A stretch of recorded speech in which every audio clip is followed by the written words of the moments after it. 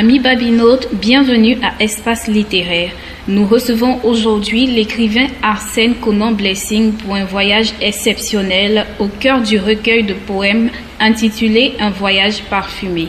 Enseignant de lettres modernes, romancier, poète et dramaturge ivoirien, Arsène Conan Blessing est également un responsable culturel et animateur d'unités pédagogiques au secondaire.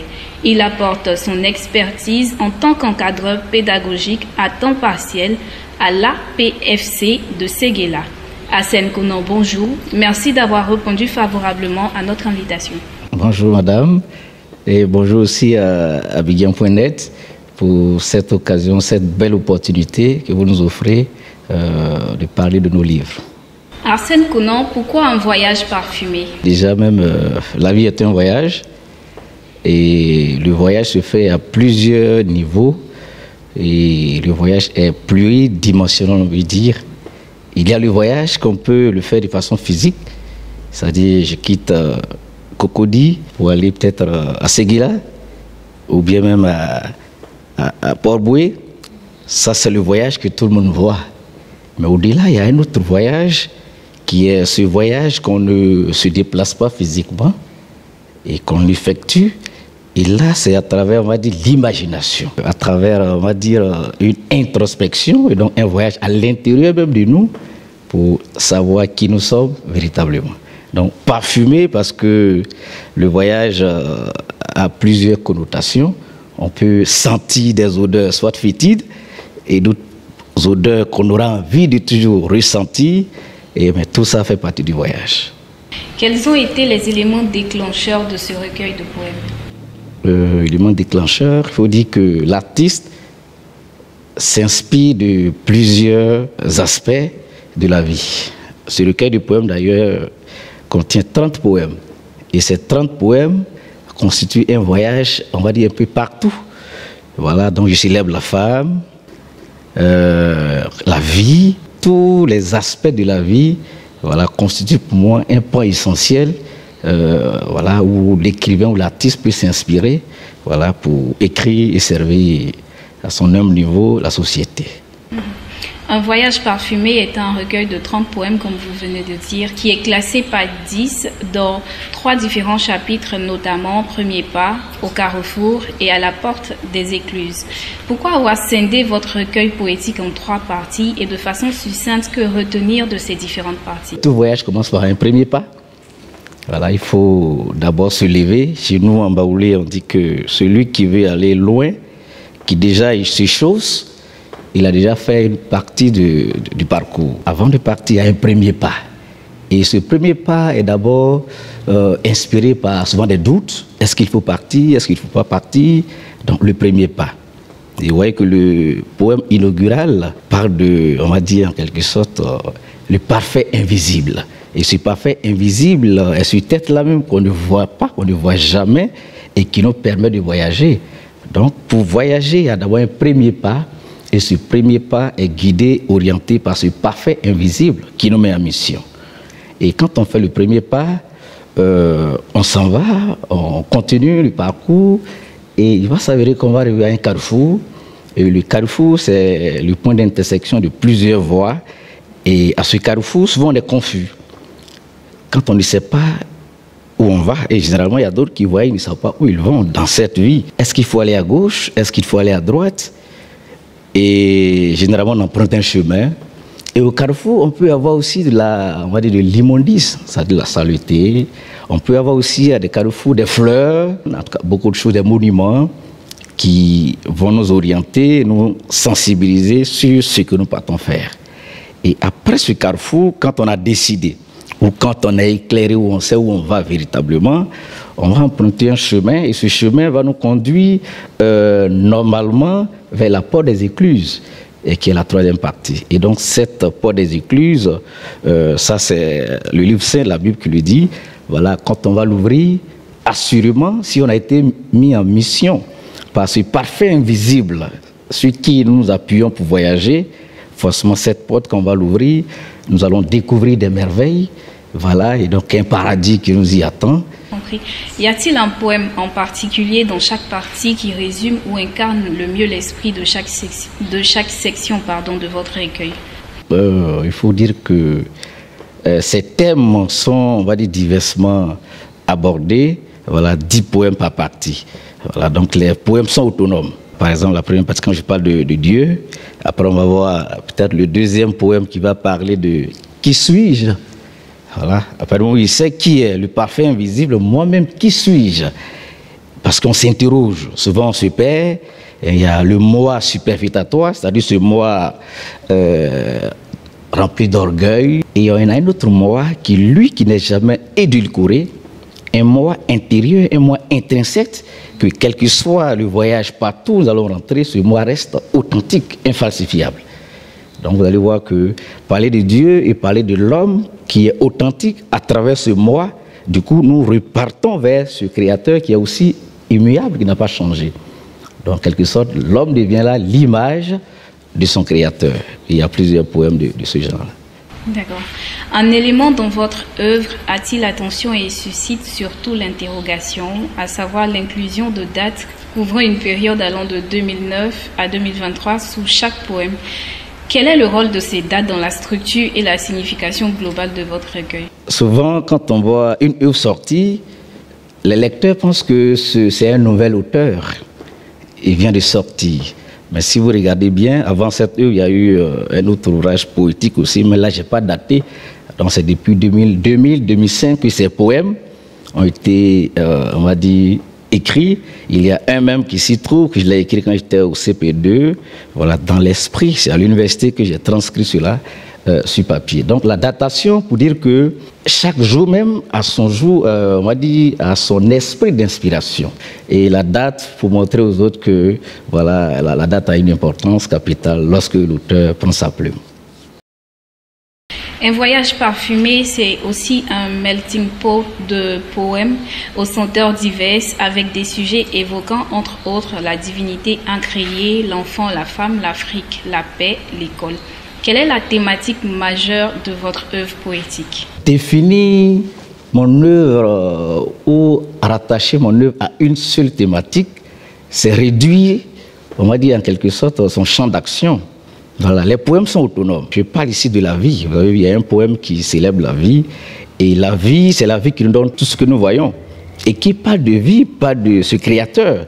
Voilà, et vous voyez, je parle aussi de la culture. Voilà, ma culture à genoux. Nous sommes africains, nous constatons que nous avons perdu beaucoup parce que nous sommes colonisés. Et cela ne dépend pas forcément de nous, nous sommes influencés. Et donc, ma culture à genoux, c'est une manière pour moi de célébrer la culture. Or, la culture, on va dire, c'est dans tous ses aspects.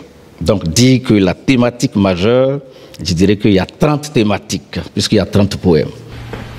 D'accord, ça on l'a bien compris. Merci. Étant donné qu'il y a 30 thématiques pour 30 poèmes, n'avez-vous pas peur en tant qu'écrivain que le lecteur soit un peu perdu, qu'il n'y ait pas vraiment de fil conducteur dans le recueil de... Je pense que d'ailleurs, c'est ce que les lecteurs vont aimer, vont beaucoup apprécier. Voilà, parce que quand vous habituez vos lecteurs à une seule thématique, ils sont figés, vous les cantonnez.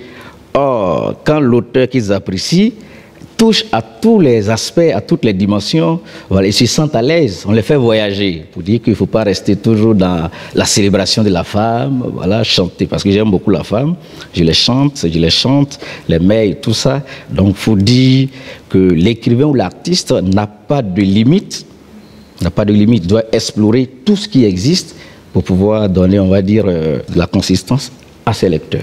On dira donc que c'est un trajet qui s'est écrit au pluriel. Très bien, bien résumé. Merci.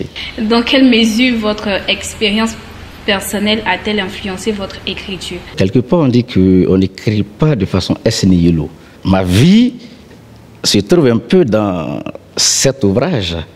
Voilà, par exemple, il y a un poème d'après de 2008, voilà, où j'ai traversé un moment d'interrogation. Qu'est-ce qui se passe? Mais j'ai trouvé que la meilleure manière de trouver mes repères et d'être consolé, c'est de prendre ma plume et puis écrire ce qui me passe par la tête, qui est en quelque sorte une sorte d'exutoire, ça me permet de me libérer. Donc j'écrivais, je n'écrivais pas pour que ça soit un livre aujourd'hui, hein.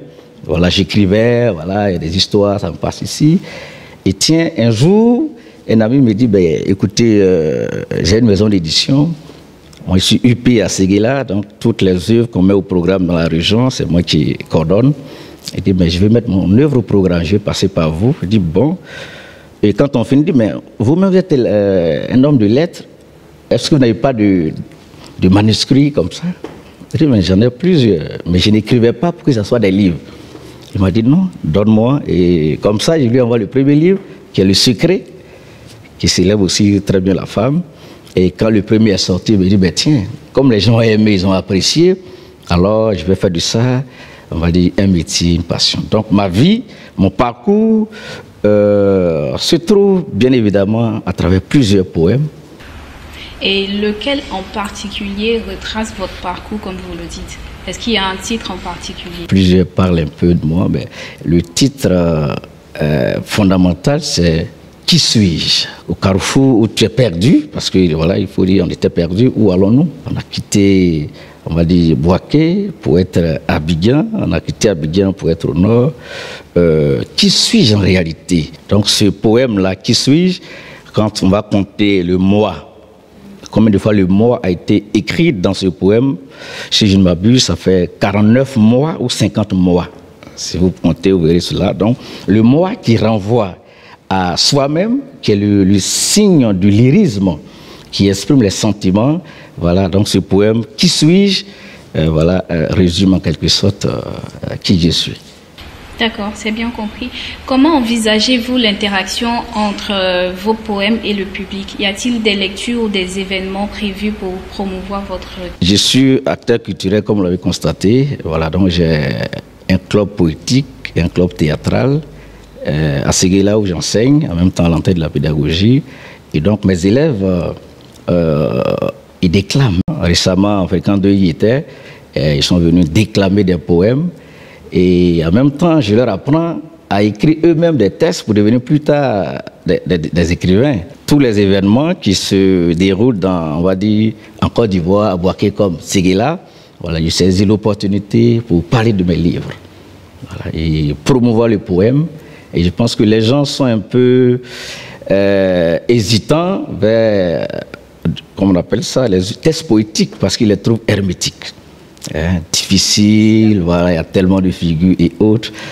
C'est là qu'on s'exprime mieux, c'est là qu'on se sent mieux, voilà. Donc, comment percevez-vous le rôle de la poésie dans la société? Vous l'avez dit tantôt, il est difficile à comprendre. Pour vous, c'est quoi le rôle de la poésie? Merci pour cette belle question. La poésie a plusieurs rôles. La poésie a plusieurs rôles. Et pour moi, le premier rôle de la poésie, c'est de libérer d'abord le poète lui-même et de libérer ceux qui écoutent.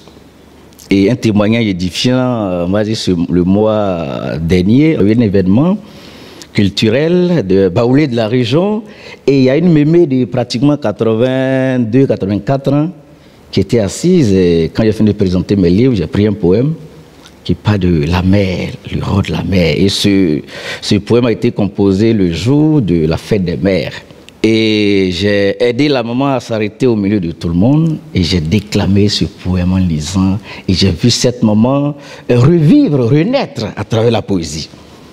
82 ans, la poésie a donné, si vous voulez, un sens, une vie, une vitalité à cette mémé que j'ai embrassée, j'ai mis sur ma page et tout le monde a apprécié pour dire que la poésie a un rôle, on va dire plusieurs rôles, mais fondamentalement la poésie sert à libérer, voilà, à guérir, à orienter, à conscientiser. Que souhaiteriez-vous que les lecteurs retiennent de Un voyage parfumé après avoir parcouru votre recueil? L'écrivain, il écrit et c'est au lecteur de lire. Et quand le lecteur finit sa lecture, c'est le lecteur même qui fait le résumé de son ouvrage. Par exemple, je vais dire que quand ils vont finir de lire cette œuvre, c'est de comprendre que la vie est un voyage. Et en voyageant, on acquiert des expériences. Et ces expériences doivent nous servir utilement pour bâtir notre avenir, construire la société et vivre en harmonie avec soi-même et avec les autres.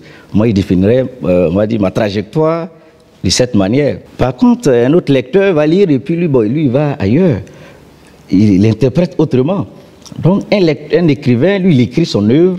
Il donne d'abord une dimension, une orientation, mais c'est le lecteur ou les lecteurs qui donnent, on va dire, ce qu'ils doivent retenir.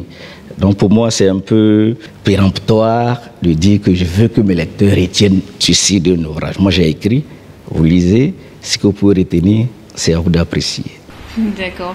Quels sont vos projets futurs en termes d'écriture? Je suis prolifique, un écrivain prolifique. Mon premier ouvrage est sorti en 2021 et 2021, aujourd'hui, ça fait 11 livres. Donc, mes projets futurs, il y a 3 livres qui vont sortir, on va dire, ce mois-ci. Voilà,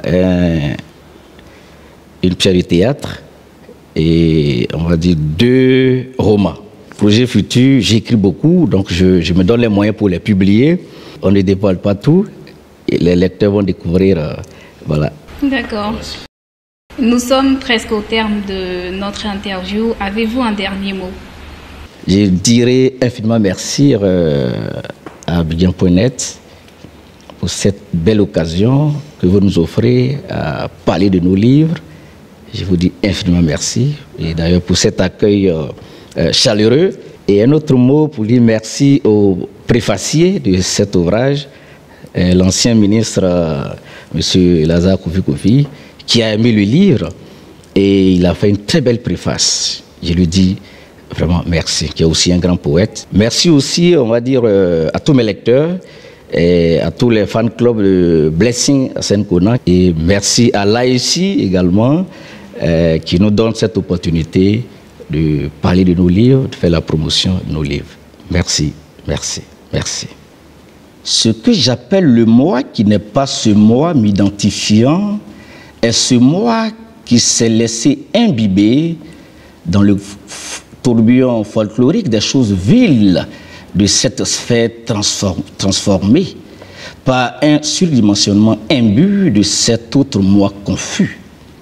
Ce moi vrai n'est pas caractérisable. Ce moi est naturellement naturel. Ce moi est authentiquement authentique.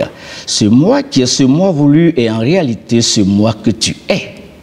Alors, si ce moi à l'emballage faussé t'a convaincu que tu es réellement ce moi confus, fais cette queue interne qui passe par le scanner d'un feu doré pour conserver ton moi original. Merci. Amis Babinotes, c'est ici que se termine ce numéro de Espace littéraire. Nous remercions chaleureusement notre invité, Arsène Conan, de nous avoir plongé dans un univers poétique riche en émotions et en parfums, où chaque mot est une invitation à voyager. À vous qui nous suivez depuis votre écran, nous vous donnons rendez-vous bientôt pour de nouvelles découvertes littéraires dans Espace littéraire. Merci. Merci. Merci beaucoup.